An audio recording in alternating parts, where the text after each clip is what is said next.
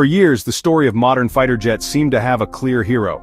The Lockheed Martin F-35 Lightning II was hailed as the future of air combat, a fifth-generation stealth marvel that combined cutting-edge design with unparalleled battlefield awareness. It was fast, invisible, and loaded with sensors that turned every mission into a masterclass in dominance.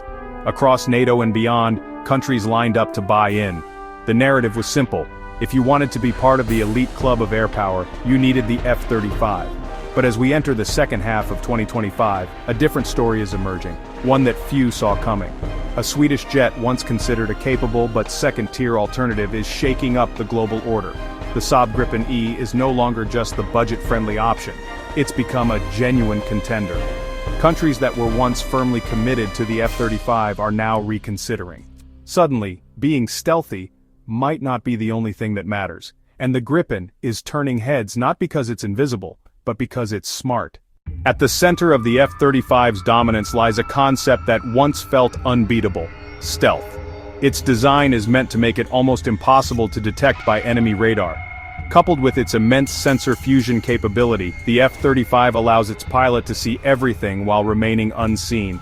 This edge gave it a legendary status. Nations weren't just buying a fighter, they were buying access to the most advanced flying computer ever built. The price tag was eye-watering, but leaders around the world accepted it. In their view, the capability was worth every penny. That belief held strong for nearly 2 decades, until Saab revealed what they had been working on. The Gripen E doesn't look as futuristic. On the outside, it's clearly a 4th-generation aircraft. But under the hood, it tells a different story. Saab didn't try to compete with the F-35 by copying its stealth. Instead, they focused on making everything else better, especially its electronic brain. The Gripen became a master of electronic warfare. It doesn't hide from threats, it confuses them. It jams enemy radars, spoofs their systems, and plays digital tricks that make it incredibly difficult to target. It doesn't disappear, it makes others see ghosts. This unexpected competition has thrown the defense world into turmoil. In early 2025, 2 NATO countries, Canada and Portugal, suddenly paused their F-35 acquisition plans. For Canada, this was especially shocking. The country had already signed contracts and begun preparing infrastructure for the F-35, but shifting political priorities and deeper analysis of the Gripen's capabilities caused a nationwide debate. Could a smaller, non-stealth fighter really stand toe-to-toe with the F-35? Until recently, the idea was unthinkable. Now it's at the center of military planning rooms across the Western world.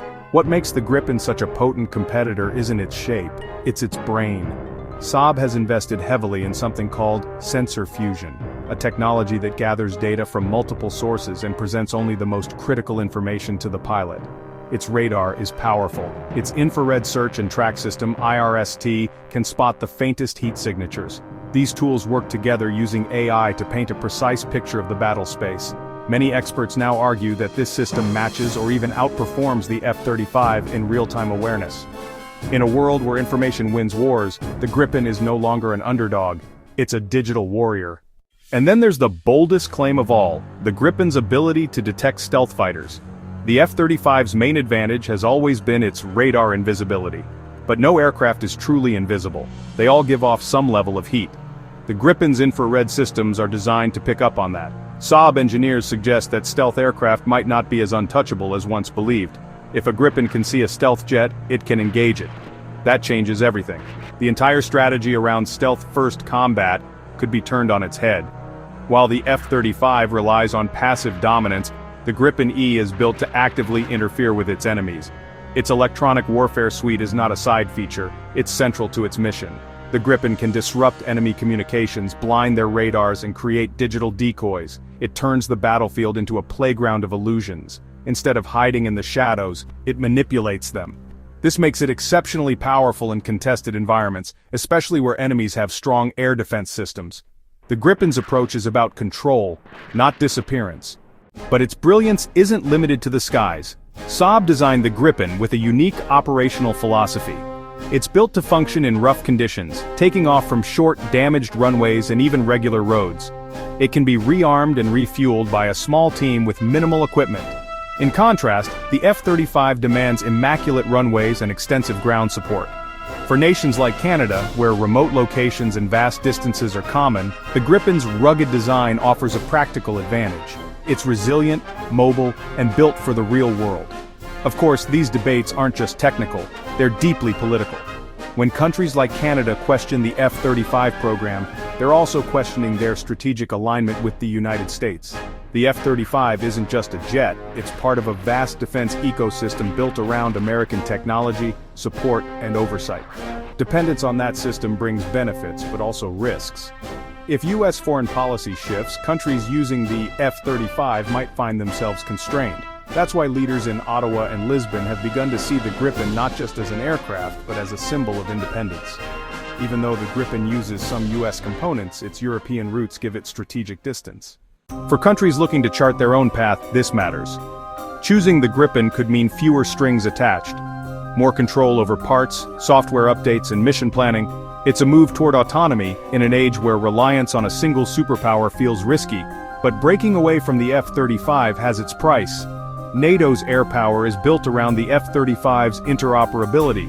From Norway to Italy, F-35s communicate instantly, share data, and operate as a unified force. Opting for the Gripen could make joint missions harder. It might isolate countries from that seamless digital network. The logistical costs are also immense. Canada has already started building the infrastructure for the F-35. Backing out now could waste millions and create parallel support systems. Pilot training, maintenance protocols, spare parts, it all adds up. Critics argue that switching to the Gripen is not only strategically risky, but financially reckless. Past defense reviews in Canada consistently favored the F-35 for long-term survivability and combat relevance. To some, a last-minute change feels like political theater rather than sound military planning. Yet this battle between the Gripen and the F-35 is about more than jets. It's about the future of air power itself. For 2 decades, stealth was the holy grail. Everyone raced to build aircraft that couldn't be seen. But the Gripen challenges that assumption. In a world of ever smarter sensors and integrated combat networks, maybe awareness is more important than invisibility. Maybe controlling the electronic battlefield is the real key to dominance. The Gripen offers a vision where adaptability, not just stealth, defines superiority. If nations like Canada and Portugal do make the switch, it will send a powerful message.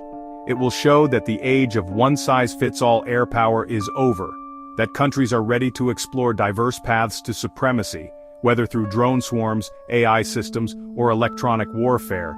The result could be a more dynamic global arms market where innovation thrives, not by copying the F-35, but by challenging its core assumptions. It could open the door to fighters that are smarter, faster to deploy, and more flexible. Looking forward, the real battleground may not be the skies, but the negotiation rooms of Ottawa and Lisbon. The decisions made there will ripple across NATO and the wider world. If they stay with the F-35, it reinforces the idea that stealth and alliance coordination are paramount. But if they pivot to the Gripen, it will be a shockwave, a signal that the rules of air combat are changing. Saab could gain massive credibility, and other countries might start exploring similar options.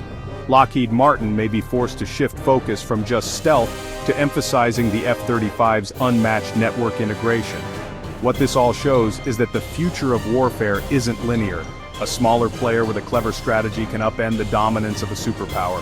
Whether the F-35 maintains its throne or the Gripen claims it, one thing is clear: the era of quiet skies is over. A new and far more interesting competition has begun. And it's control lost that will be here to cover every twist.